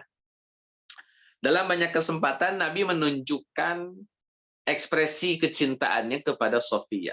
Dan ini bagi Nabi SAW tidak tabu menampakkan ekspresi cinta kepada pasangan di hadapan umum. Jadi tidak harus nunggu free fast ya, tidak harus nunggu family time atau me time. Jadi Nabi itu kapan saja, di mana saja bisa membuat best moment. Best moment itu ada momen yang luar biasa yang Nabi buat dan itu tetap berkesan bagi isi-isinya. Jadi nggak harus nunggu surprise yang gimana gitu ya. Jadi Nabi bisa meng-create best moment-nya. Sederhana tapi tepat pada waktunya itu luar biasa. Mungkin sederhana yang dilakukan atau yang dikerjakan oleh Nabi, tetapi pas waktunya, pas timingnya, sehingga yang sederhana ini tetap rasanya luar biasa.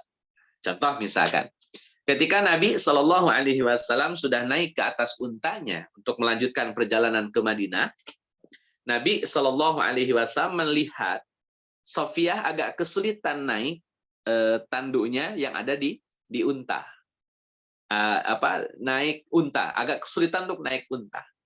Maka Nabi Shallallahu Alaihi Wasallam turun dari untanya, kemudian Nabi mempersilahkan supaya Sofiyah menginjak paha Nabi untuk menjadikan paha Nabi sebagai pijakan ketika naik ke atas unta. Jadi kayak tangga gitu. Silakan injek paha saya wahai Sofiyah. Dalam riwayat yang lain dijelaskan Sofiyah radhiyallahu anha tidak berani nginjak paha Nabi langsung. Beliau akhirnya menggunakan lututnya supaya nempel dengan paha Nabi. Jadi yang nempel betis ke arah lutut gitu lah, supaya Sofiyah bisa naik. Kenapa kok tidak mau menginjak kaki dengan telapak kaki? Karena menurut Sofiyah itu kurang sopan. Dalam satu riwayat. Tapi riwayat yang lain tidak dijelaskan pakai lutut atau pakai telapak kaki. Pokoknya Sofiyah naik saja. Kemungkinan dari riwayat ini ya telapak kaki. Kemungkinan. Tapi ala kulli hal wallahu alam. Bisa jadi telapak kaki yang diinjakan ke pahanya Nabi atau lututnya Sofiyah binti Huyai bin Akhtab ketika naik ke atas. Nah, teman-teman semuanya Allah muliakan. Sofiyah naiklah ke atas unta. Bisa teman-teman bayangkan, suasana ini dilihat oleh para sahabat. Disaksikan oleh para sahabat. Dan mereka, hadirin ikhwati man rahimakumullah, belajar banyak dari Nabi SAW bahwa seorang Nabi, seorang Rasul, tidak tabu untuk memperlihatkan ekspresi kecintaan beliau kepada isi-isi. Itu bukan perkara tabu. Makanya bagi bapak-bapak yang agak susah romantis atau kaku gitu, sesekali boleh, Pak. Dan itu bukan aib, sesekali asal timingnya pas saja. Jangan kurang pas ya. Jadi harus betul-betul mencari best momennya kapan. Allah. Yang kedua, Pak, ini juga dilakukan oleh Nabi Shallallahu Alaihi Wasallam. Nabi sedang i'tikaf. Sofiyah rindu kepada Nabi Shallallahu Alaihi Wasallam, kemudian Sofiyah menjenguk Nabi di Masjid Nabawi. Ngobrollah dengan Sofiyah panjang lebar, bercengkrama. Kemudian kemudian Sofiyah mau pamit dari Masjid Nabawi, pulang kembali ke rumahnya. Nabi nanya, kamu kesini sendirian? Sendirian Rasul. Ini udah malam, iya malam. Udah, kalau gitu saya anterin. Maka diantarlah Sofiyah binti Huyai bin Akhtab ke rumahnya oleh Nabi Shallallahu Alaihi Wasallam. Saya ingin perjelas sedikit teman-teman. Tidak ada alasan kecuali yang sangat darurat yang dibolehkan orang tersebut keluar dari masjid ketika i'tikaf. Itu fikihnya. Jadi nggak boleh asal keluar. Kalau mendesak darurat untuk keluar dari masjid, monggo silahkan. Tapi harus darurat. Harus prinsipil keluarnya. Alasannya, baru boleh keluar dari masjid di tempat dia i'tikaf. Kalau nggak punya alasan darurat, nggak boleh. Nabi menunjukkan kepada kita, memperlihatkan kepada kita bahwa nganter istri pulang malam-malam itu bagian dari aktivitas yang darurat. Sehingga Nabi mengantarkan Sofiyah binti Huyai bin Akhtab. Ini Masya Allah. Ya. Jadi, ya begitulah. Sampai nganter istri saja, dalam kacamata Nabi ini darurat. Dan antum bisa bayangkan, teman-teman bisa bayangkan betapa hati Sofia itu mengharu biru. Wah, diantar oleh Nabi, padahal Nabi sedang iktikaf. Jangan tanya bagaimana sikap istri Nabi yang lain. Kalau tahu cerita ini, wah ini Nabi nganterin Sofia malam-malam nih, segala macam. Baik teman-teman semuanya, Allah muliakan, itu diantara ekspresi romantisnya Nabi kepada Sofia binti Huyai bin Akhtab. Kita lanjut di kecemburuan nih, waduh sudah jam setengah. Baik hadirin ikhwatimah rahimakumullah, kita masuk ke kecemburuan istri Nabi. Sofia binti Huyai bin Akhtab ini sering disindir lah, sering disindir. Namanya juga cemburu ya, jadi ucapannya agak nyindir-nyindir. Kemudian di antara yang kemudian suka nyindir adalah Aisyah radhiyallahu anha dan juga Hafsah. Ini paling sering nyindir. Sampai kemudian Hafsah keluar nyeletuk, kata Hafsah, kami lebih mulia di sisi Rasulullah daripada Sofia. Kami istri Nabi dan anak dari paman Nabi Shallallahu Alaihi Wasallam. Jadi anak paman itu ya maksudnya masih satu rumpun kabilahnya dengan Nabi, masih satu rumpun kabilahnya dengan Nabi, sama-sama Quraisy gitu. Sehingga dianggapnya kan paman, anak paman. Jadi dekatnya itu sudah istri anak paman pula. Saking dekatnya antara Nabi dengan istri-istri Nabi yang lain selain Sofia. Karena Sofia kan bukan orang Quraisy, bukan orang Arab. Dan ini sampai kepada Sofia. Sofia nangis. Kemudian Nabi Allah Muhammad SAW mendapati Sofia nangis, maka Nabi nanya, kenapa kamu nangis? Diadukanlah oleh Sofia binti Huyai bin Akhtab bahwa ada Hafsah sama Aisyah bilang bahwa saya tidak lebih mulia dibanding mereka berdua, karena mereka istri engkau, juga anak paman engkau. Gitulah kata Sofia kepada Nabi Allah Muhammad SAW. Maka Nabi Muhammad SAW mengajarkan kepada Sofia, tidakkah kamu katakan kepada mereka? Kenapa nggak dibilangin aja ke mereka? Kata Nabi Shallallahu Alaihi Wasallam. Bilangin bahwa bagaimana mungkin kalian bisa lebih baik daripada aku? Kata Nabi. Ini ngajarin Sofia ya, ngajarin Sofia. Kenapa kamu nggak bilang begini aja ke mereka? Bagaimana mungkin kalian bisa lebih baik daripada aku? Sedangkan suamiku seorang nabi, ayahku seorang nabi, dan pamanku adalah seorang nabi. Maksud ayahku ini garis ke atas, ini Nabi Harun alaihissalam, sebagaimana dari dakwah Anda sampaikan bahwa Huyai bin Akhtab ini turunan Nabi Harun, berarti keponakan dari Nabi Musa alaihissalam. Ini garis keturunan ke atas. Maka kata Sofia, suami saya Nabi, bapak saya Nabi, paman saya Nabi, ya bagusan saya dong kemana-mana, gitu. Karena saya diapit oleh para Nabi. Itu kata Nabi sendiri kepada Sofia. Jadi ini Nabi belain Sofia, karena Nabi tahu satu-satunya wanita Yahudi yang dinikahi cuma Sofia saja. Tentu ada kesepian, ada kerinduan, ada insecure, mungkin ya agak merasa gimana gitu, karena ini orang Yahudi. Sedangkan Yahudi track recordnya bagi kaum muslimin kan tidak bagus, jelek. Teman-teman semua yang Allah muliakan, di lain kesempatan Nabi Shallallahu Alaihi Wasallam ini terutama ketika beliau sedang sakit parah, sakit yang akhirnya membuat beliau wafat, meninggal dunia. Sofia datang. Saat itu Nabi sedang dikelilingi oleh para istrinya Nabi yang lain. Jadi ada Aisyah, ada Hafsah, ada Ummu Salamah, dan yang lainnya. Ketika Sofia datang, kata Sofia kepada Rasulullah Shallallahu Alaihi Wasallam, ya Rasulullah, demi Allah wahai Nabi, aku ingin apa yang engkau derita menjadi deritaku juga. Wahai Rasul, saya pengen sekali apa yang kamu alami penderitaannya, aku juga alami, sekalipun penderitaan tersebut. Nah, ini sisi Nabi agak gimana ya? Jadi Sofia kayak caper gitu ya dalam pandangan sisi Nabi yang lain. Pada ngeliatin terus saling berbisik-bisik. Berisyarat dan berbisik-bisik. Mungkin bahasa kitanya nih kalau diilustrasikan, gila caper nih. Nah, teman-teman semua ya Allah muliakan, ketika Nabi tahu bahwa para istri Nabi memperlakukan Sofia dengan tidak baik dalam konteks hari itu, maka Nabi Shallallahu Alaihi Wasallam perintahkan kepada para istri Nabi yang lain untuk kumur-kumur. Kata Nabi, wahai istriku, kalian kumur-kumur. Kemudian para istrinya Nabi nanya, berkumur-kumur dari apa Rasul? Untuk apa kami harus kumur-kumur? Maka kata Nabi Shallallahu Alaihi Wasallam, karena isyarat mata kalian kepada Sofia. Demi Allah, kata Nabi, apa yang Sofia ucapkan itu benar. Bukan dalam rangka caper, bukan dalam rangka pengen dapat pujian, pengen dapat perhatian, tapi betul-betul memang keluar dari hatinya yang paling dalam, bahwa dia menginginkan deritaku menjadi deritanya. Itu kurang lebih. Teman-teman semua yang Allah muliakan, di lain kesempatan Nabiullah Muhammad ini sebelum sakit tentunya ya, sebelum sakit, mundur lagi ke belakang jadinya. Nabi Shallallahu Alaihi Wasallam minta kepada Zainab binti Jahsy untuk memberikan salah satu untanya kepada Sofia, karena untanya Sofia sakit, tapi ditolak oleh Zainab. Sampai kata Zainab, haruskah aku berikan untaku pada perempuan Yahudi itu? Ini ungkapan penolakan Zainab binti Jahsy. Maka Nabiullah Muhammad menghukum Zainab binti Jahsy tidak mendatangi beliau selama 3 bulan. Tidak mendatangi beliau selama 3 bulan. Ini juga sama dilakukan oleh Aisyah radhiyallahu anha. Ketika Aisyah radhiyallahu anha, beliau melihat wajah Sofia, kemudian langsung melengos dan pergi. Maka Nabi memegang tangan Aisyah, kemudian kata Nabi kepada Aisyah, "Kenapa wahai Aisyah? Bagaimana tentangmu dengan Sofia? Bagaimana pendapatmu tentang Sofia?" Maka dengan penuh kecemburuan, kata Aisyah radhiyallahu anha, dia seorang Yahudi.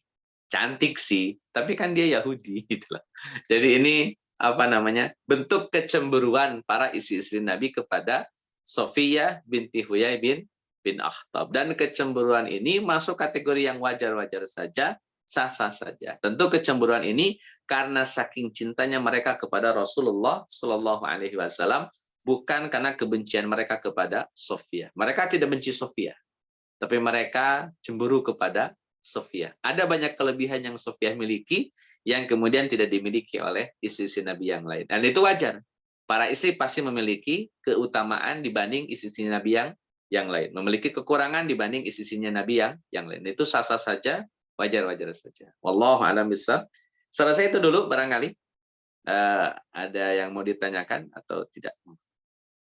Nanti mungkin saya minta waktu di closing statement. Baik, terima kasih Ustadz Daniel atas paparannya. Nah, kepada teman-teman rekan-rekan yang mau bertanya, dipersilakan.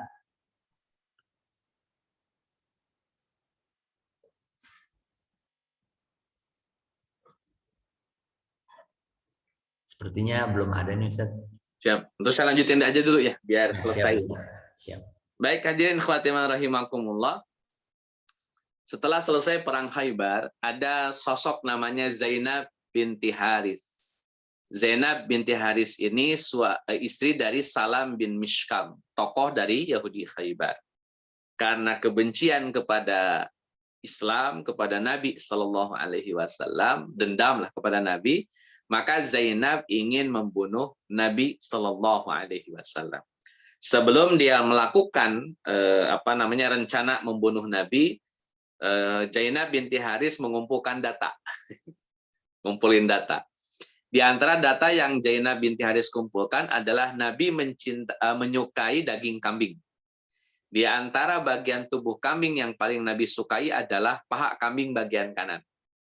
Maka Zainab binti Haris membuat hidangan buat Nabi sebagai hadiah.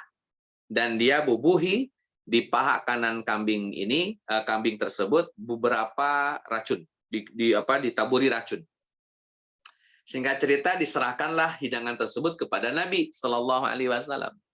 Awalnya Nabi sempat ragu, tapi ya karena ini hadiah, tentu tidak pernah ada Nabi Shallallahu Alaihi Wasallam menolak hadiah dari siapapun, itu pasti Nabi terima. Beda kalau sodakoh Nabi terima tapi tidak ikut makan. Kalau makanan, kalau hadiah itu pasti diterima dan pasti dimakan. Walaupun mungkin makannya nggak banyak, tetapi intinya tetap diterima dan dimakan.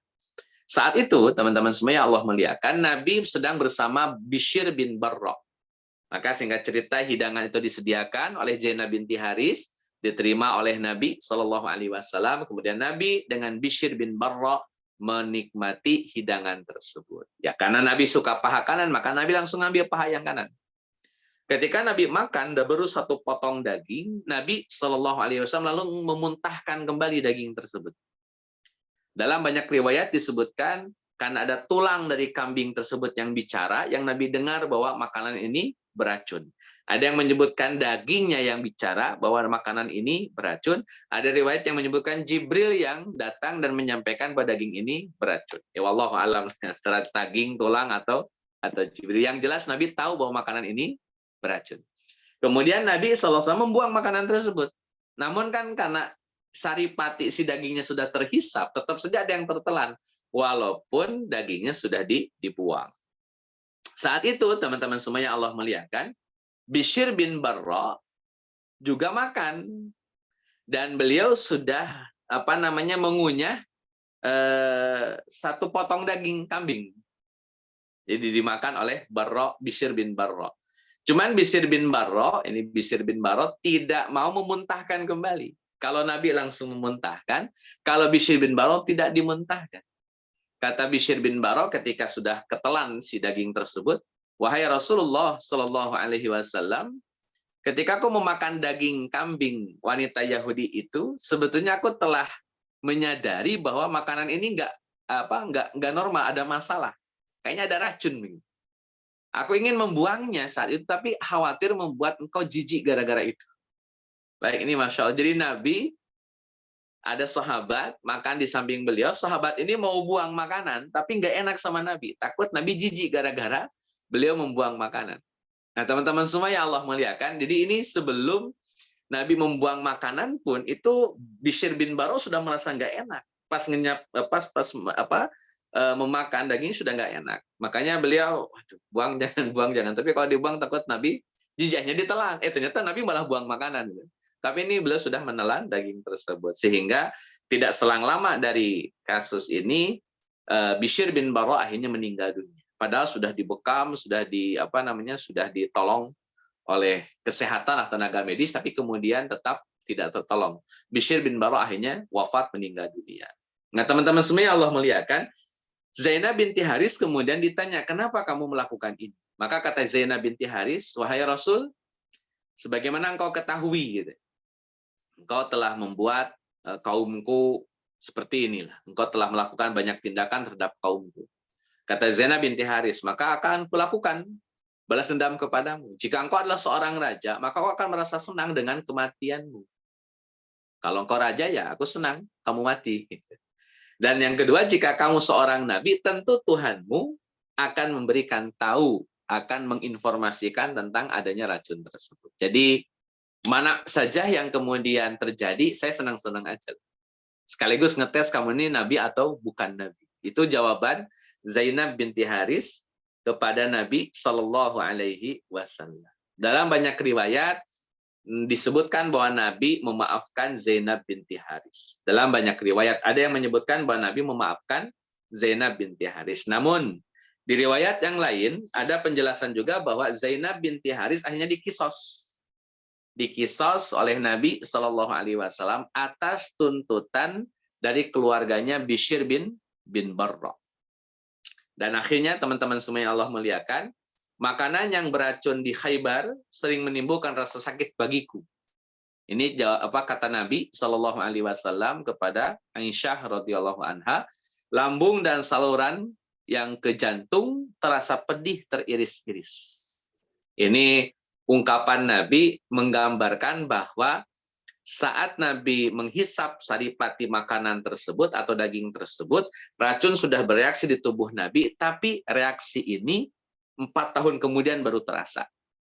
Kan tahun ke-7, 4 tahun kemudian di tahun ke-11, baru terasa bahwa lambung, kemudian saluran ke jantung itu kayak perih teriris-iris. Baru terasa sakitnya. Kepala Nabi itu berasa akan pecah. Urat nadi Nabi terasa putus. Itu kemudian yang dialami oleh Nabi Shallallahu Alaihi Wasallam sebelum beliau wafat. Nah, kesimpulanlah teman-teman, terlepas dikisos atau tidak, yang jelas Nabi terluka gara-gara racun tersebut. Ini kan Zainab binti Haris satu riwayat dimaafkan, satu riwayat dikisos. Wallahu alam nih. Terlepas dikisos atau tidak, yang jelas Nabi terluka gara-gara racun tersebut dan akhirnya Nabi Allah Muhammad Shallallahu Alaihi Wasallam wafat dengan wasilah racun tersebut. Teman-teman semua yang Allah muliakan, di dalam penjelasan Al-Quran bahwa memang para orang-orang Yahudi itu sangat suka sekali membunuh para nabi. Dari dulu ya, ini sejarahnya memang Yahudi suka bunuh nabi. Terakhir selesai itu dulu. Mungkin yang tanah fadak, atau saya tambahkanlah sedikit ya. Tanah fadak ini, tambahan ya teman-teman. Tanah fadak ini jadi masalah. Kenapa? Karena ketika Nabi wafat, Shallallahu Alaihi Wasallam, tanah fadak itu milik Nabi. Kenapa kok jadi milik Nabi? Karena tanah fadak ini bukan gonimah, tapi al-fai. Al-fai itu sebagaimana pernah Anda sampaikan, itu 100% milik Nabi. Kalau Nabi mau sodakohkan silahkan. Tapi selama belum ada akad sodakoh dari Nabi, maka harta tersebut milik Nabi. Nah, tanah fadak ini milik Nabi Shallallahu Alaihi Wasallam. Singkat cerita, teman-teman, ketika Nabi wafat, Fatimah datang kepada Abu Bakar yang saat itu sudah jadi khalifah. Kata Fatimah kepada Abu Bakar, wahai Abu Bakar, berikan tanah fadak itu kepada kami sebagai ahli waris. Dijawab oleh Abu Bakar As-Siddiq radhiyallahu an, kata Abu Bakar, la nurasu wa la tarokna sadaqah. La nurasu ma tarokna sadaqah. Kata Nabi Shallallahu Alaihi Wasallam, kami tidak mewarisi. Apa yang kami tinggalkan adalah sedekah. Dalam kacamata Abu Bakar As-Siddiq, tanah fadak memang milik Nabi. Tapi Nabi sudah mengikrarkan bahwa Nabi tidak pernah mewariskan harta kepada anak-anak. Kalau toh kemudian ada pun harta tersebut, itu jadi sedekah bagi kaum muslimin. Bukan jadi harta warisan. Gara-gara putusan Abu Bakar, teman-teman, Fatimah menolak baiat kepada Abu Bakar. Ali pun ikutan tidak berbaiat kepada Abu Bakar. Selama 6 bulan, Fatimah radhiyallahu anha tidak berbaiat, bahkan sampai beliau meninggal dunia, beliau tidak berbaiat kepada Abu Bakar radhiyallahu anhu. Pun demikian dengan Ali. Selama Fatimah masih hidup, Ali menolak berbaiat kepada Abu Bakar. Konflik ini, teman-teman semua yang Allah muliakan, akhirnya menjadi diskusi yang cukup panjang dan alot antara Ahlus Sunnah dengan teman-teman kita dari Syiah. Dan akhirnya ya, sampai sekarang debatable, nggak selesai-selesai. Itu gara-gara tanah fadak, dan satu lagi sama kalung. Jadi kalung dan tanah fadak ini dimasukkan ke dalam Baitul Mal dan menjadi milik kaum muslimin. Fatimah menuntut itu dan ditolak oleh Abu Bakar As-Siddiq radhiyallahu an, sehingga terjadilah konflik di antara mereka berdua. Ala kulli hal, teman-teman semua, para sahabat Nabi adalah mujtahid. Ini clue-nya ya. Para sahabat Nabi adalah mujtahid. Abu Bakar mujtahid, Fatimah mujtahidah, sehingga keduanya, saya ulang, sehingga keduanya punya hak untuk berijtihad. Dan kalau benar ijtihadnya dapat 2 pahala, kalau salah ijtihadnya dapat 1 pahala. Sehingga siapapun yang benar antara Fatimah dengan Abu Bakar, toh dua-duanya sudah dipastikan dapat pahala. Tinggal mana yang dapat 1, mana yang dapat 2. Tapi yang jelas dua-duanya dapat pahala. Maka tidak boleh konflik ini dibikin larut dan berkepanjangan. Walaupun kenyataannya diskusinya panjang. Selesai itu, terima kasih. Wallahu a'lam bishawab. Assalamualaikum warahmatullahi wabarakatuh. Waalaikumsalam warahmatullahi wabarakatuh. Terima kasih Ustadz Jamil Barkah. Kepada teman-teman mungkin satu pertanyaan singkat kalau ada, karena sudah menunjukkan pukul 9:30 ya. Peci saya sampai lepas nih.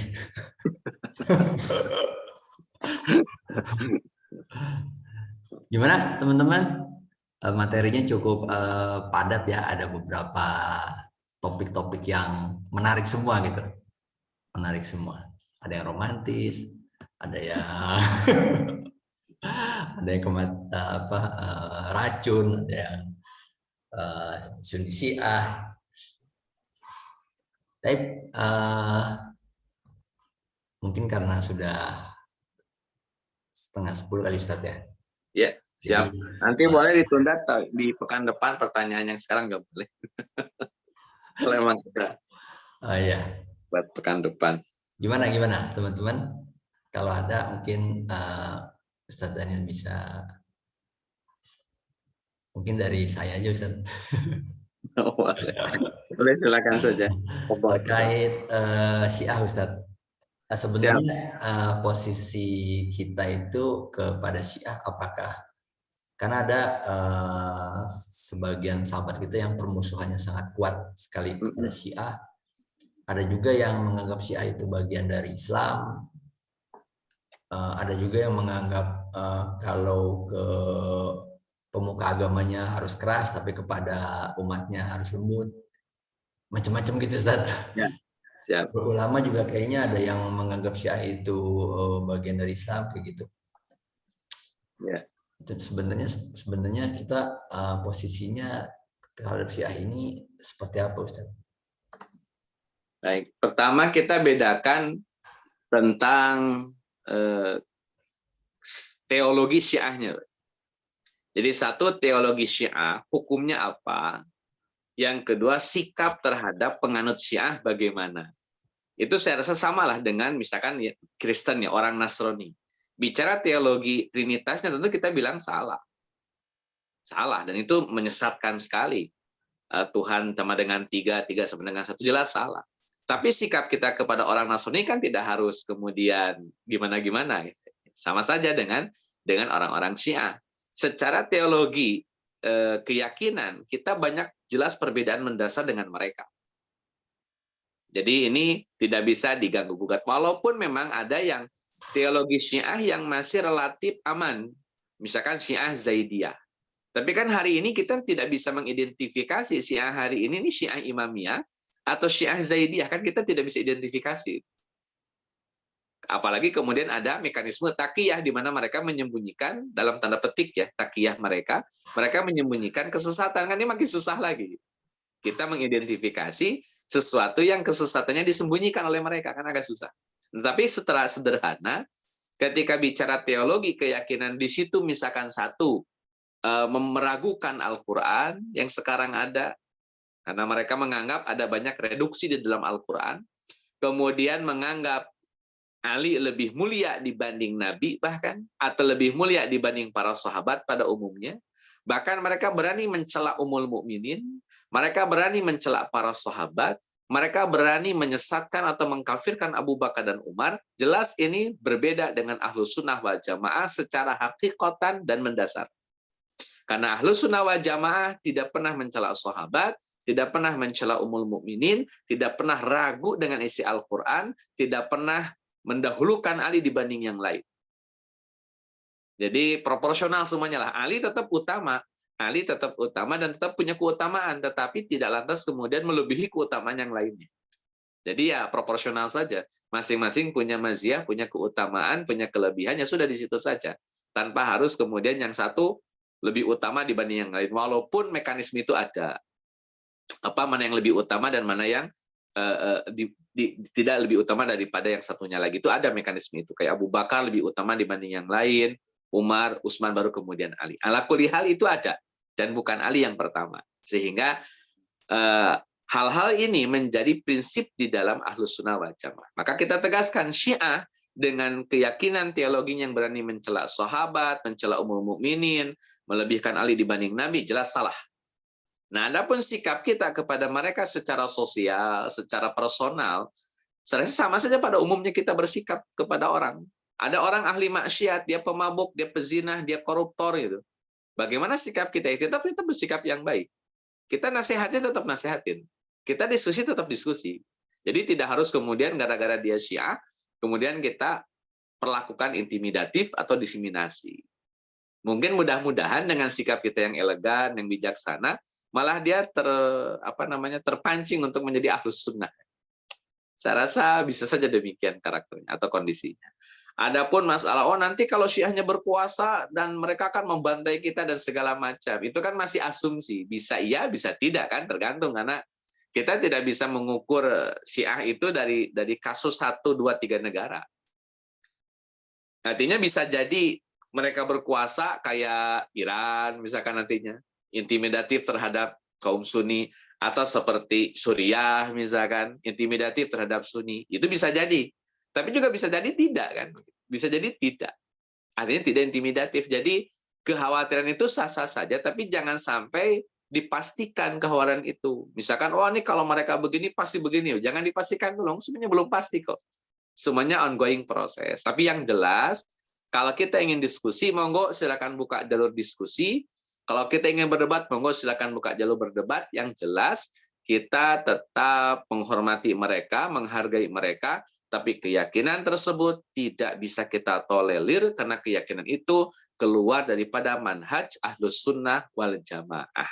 Apakah sampai pada mukaffaroh, sampai pada jatuh kafir, atau hanya sebatas maksiat saja, itu tergantung sejauh mana kesesatan mereka di dalam memahami agama dan di dalam mengamalkan agama. Bisa jadi ada tindakan yang sampai pada kekufuran, bisa jadi ada tindakan yang sampai kepada kesesatan saja. Nah, itu nanti bisa diidentifikasi. Saya rasa itu. Secara umum hari ini memang banyak yang menyesatkan dan banyak yang terjebak dengan kekufuran. Itu pada umumnya. Tapi untuk menghukumi lebih detail, kasus to kasus, person to person, saya rasa perlu identifikasi yang jauh lebih komprehensif. Tidak hanya sekedar mengeneralisir Syiah itu, oh Syiah begini semua, enggak. Saya rasa tetap dalam proses pengadilan harus apple to apple, person to person, kitab to kitab, keyakinan to keyakinan, biar ini lebih ke proporsional. Saya rasa sih itu. Wallahu a'lam. Terima kasih Ustaz Daniel penjelasannya. Baik, teman-teman, demikian dulu pembahasan kita hari ini. Kita tutup dengan hamdalah, alhamdulillahirabbil alamin, istighfar, astagfirullahaladzim, dan doa penutup majelis. Subhanakallahumma bihamdika, asyhadu an la ilaha illa anta, astaghfiruka wa atubu ilaik. Wassalamualaikum warahmatullahi wabarakatuh. Waalaikumsalam warahmatullahi wabarakatuh. Terima kasih semuanya. Saya pamit duluan. Assalamualaikum warahmatullahi wabarakatuh. Waalaikumsalam warahmatullahi wabarakatuh. Saya stop recordingnya.